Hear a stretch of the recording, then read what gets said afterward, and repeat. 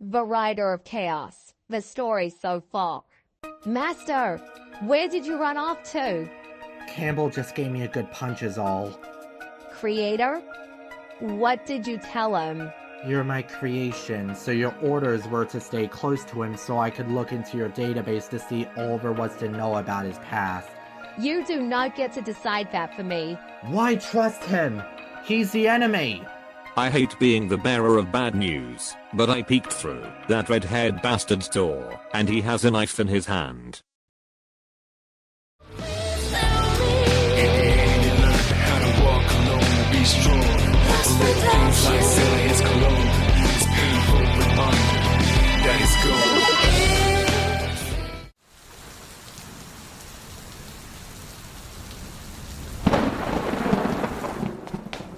Enough is enough. Master! Please, don't do this. Why? Why are you trying to stop me? Because I care about you. I wouldn't be here if I never cared. You would if Cammy encoded that into you. What? Don't you start playing the innocent with me. Cammy told me what happened, especially about your existence.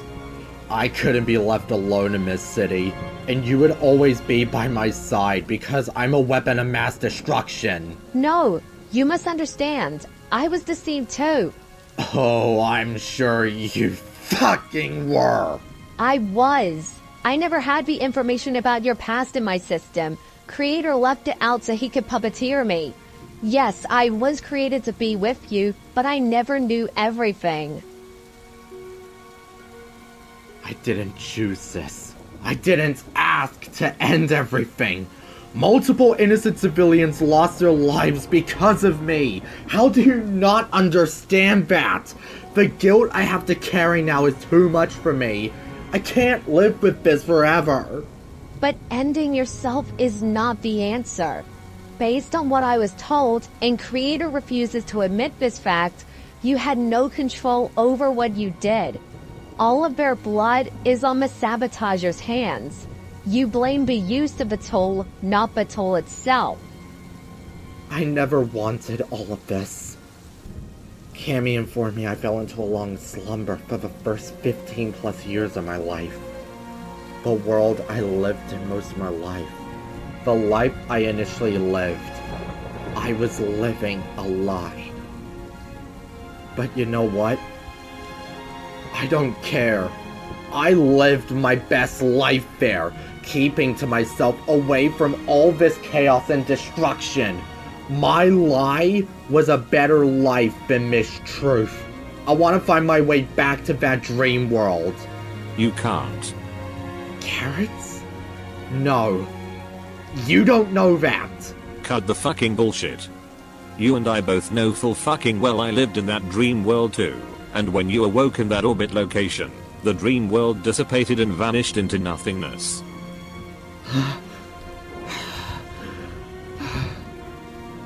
You need to wake the fuck up and face reality. So this is my life. Master, please. Don't call me that. Let's just give him time. The gravity of this realization is too much for him to handle right now. I know, but deep down, I think there's truth to a lot of how he feels, and it makes me scared. Please come back soon, Campbell.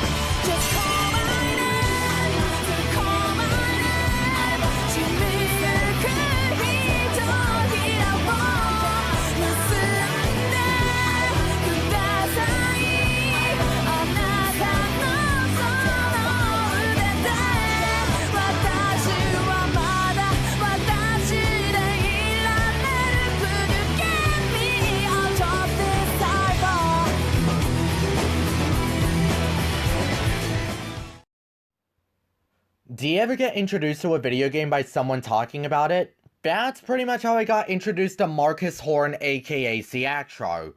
So for context, Marcus Horn is a German video game developer that creates little indie titles that graphically go back to the more olden days of gaming, particularly with games that have that old 90s feel. As of the time of scripting this, Ciactro has made 11 games, all of which you can play on his itch.io page, which I'll link in the description for y'all to check out his work. They're really good games. However, 5 of the games on there you have to pay, and part of that is due to the fact that you can also play these on Steam and the Nintendo Switch. But they're absolutely cheap games that cost less than $2 each, which genuinely and personally I feel like they could be a little bit more. But even still, those are relatively good prices for games that take less than an hour to beat. To make a quick summary real fast, I got introduced to these games when former reviewer and countdown maker Benjamin H talked about them in 3 specific videos. Tori 3D and Tori 2 in his favorite games of 2021 list, MacBat64 and obscure 3D platformers, and when he made a double review of Super Kiwi 64 and the topic of today's video, Beeny. I wanted to talk about Beeny today because it is quite honestly my favorite of the 5, and after getting everything needed, I feel comfortable making a quick and short review about it. At any rate, let's not waste any more time and talk about Beeny on the Nintendo Switch.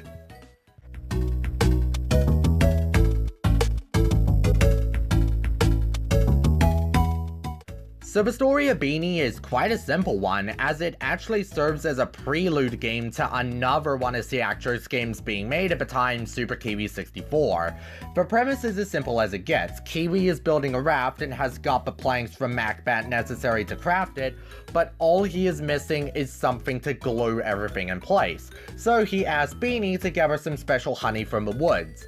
Once Beeny has gotten all the honey needed, it turns out that Kiwi heard of a floating island in the middle of the ocean and is quite eager to investigate it, and so he sets off on his journey to the mysterious and strange floating island. He gets there and wonders how he can get up there until coincidentally a big gust of wind breaks his raft and flings him over to the island. There he meets a dog that tells him to collect 5 energy cells.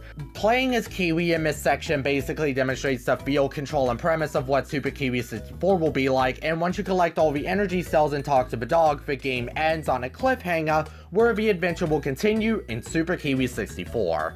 To be honest though, the story isn't deep or groundbreaking or anything like that, but it's still pretty good for what it accomplishes. Kiwi needs glue to finish his raft and asks his friend to get some, and that goes double with how much pop of life these characters are put into. Beeny, while a silent protagonist, is very endearing. I mean, it may not be noticeable, but she really does want to help Kiwi one way or another. And Kiwi is also pretty interesting, as it seems that he really likes a sense of adventure and mystery. Love how you don't always need complexity in a story to engage the audience, and something as simple as this can be enjoyed by people one way or another, especially when it is executed well like this.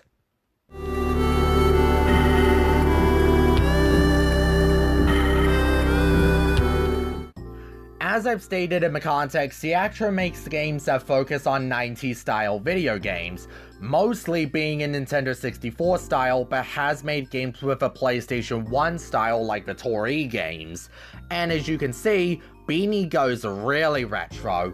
It has the Super Nintendo graphical styles of the Donkey Kong Country trilogy, and these graphics really look so vibrant and full of life. From the sunset levels to the autumn levels to even the winter levels, the essence of exuberance from this game is astonishing to look at.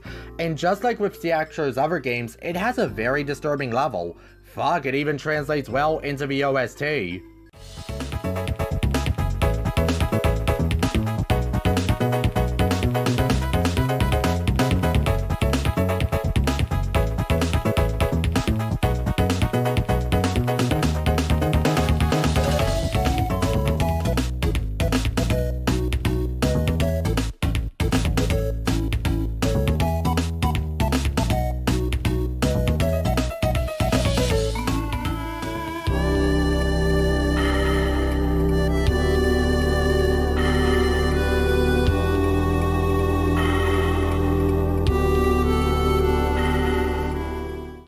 back on the topic of the graphics, I also really love the sprite designs for Beeny and especially Kiwi.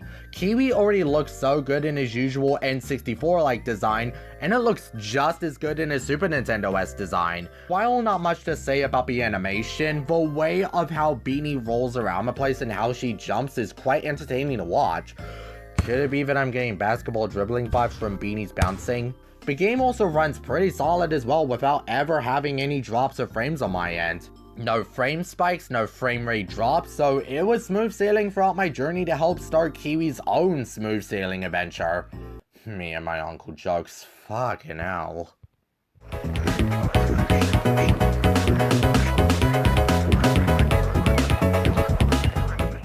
The gameplay is one I can really chillax around with if I ever want to look for simple and easy pick up and play fun. As you can see, Beeny is a vertical scroller 2D platformer jumping from tree branch to tree branch to get to the beehives at the end of each level. But even though the game is pretty simple, it doesn't take away the challenge it presents to the player. A couple levels have conveyor belt platforms in an attempt to use constant movement to your advantage. The winter levels have spikes that go from one end of the screen to another, and holy hell, when you combine the two during the game's final level, it really presents a huge spike in difficulty, one that is welcome in my book. There are two different colored bees that assist as additional platforms. The purple ones lower the longer you stay on them, but rise back up when off them, whereas the green ones serve as bounce pads. A couple levels where the entire level is rainy and the wind is always trying to push you back, and just like with the rest I presented thus far, can help give the platforming more challenge. Unfortunately, this is my least favorite of all the obstacles due to how easy it is to slip up, making an already heavy character even heavier. But don't take this as a bad thing though, because Beeny's heaviness portrays a perfect amount of control so that you're not constantly messing up. But even when you do mess up, it isn't that big of an issue, as there lies what I like to call a bumble net couple platforms below to catch your fall. The net always follows you in whatever direction of a level Beeny is at, so when the net catches you, you always never lose too much progress. Once you beat all 9 levels, Kiwi section and after the credits roll, you unlock time attack challenges and a festive themed secret level. Anyways, once you beat all time attacks in the secret level, you unlock Tori as a playable character. Tori is also such a fun character to play as, and a signature double jump from Tori games makes completing levels even faster. I can't really pick a favorite between whether I prefer playing as Tori or Beeny herself more in this game, because both have their upsides that really balance each other super well, perfectly balanced, as all things should be. Now, the levels are really short, with all of them being beaten in less than a minute, so you can beat this game between 10 to 15 minutes. But with the added content of the time trial challenges and Tori as a playable character allows for so much replay value, especially when wanting to improve your time, leading from a 10 to 15 minute game to 30 to 45 minutes with the added content.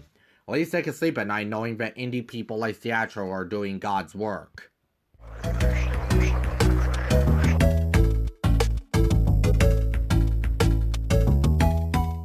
Beeny is really such a good game. It's ridiculously short and very easy with only 9 levels. Yes, but there's a lot of good to make up for it. Hell, my biggest complaint I would have to give is that I just wish there were even more, but that's very minuscule at the end of the day. It truly is a remarkable game that takes me back to the past for less than $2. I really do recommend giving Beeny a chance, especially if you love Super Nintendo and Donkey Kong Country aesthetic looking games to capture the nostalgia essence from that era. Games to just have simple and fun with, and a good amount of replayability. Beeny is available on Switch, Steam, and Theatro's itch.io page if you want to check it out if you just want to spend a quick $1 or $2. And with that, the score I'm giving this is an A rank. I'm User1Campbell, and see you all next time.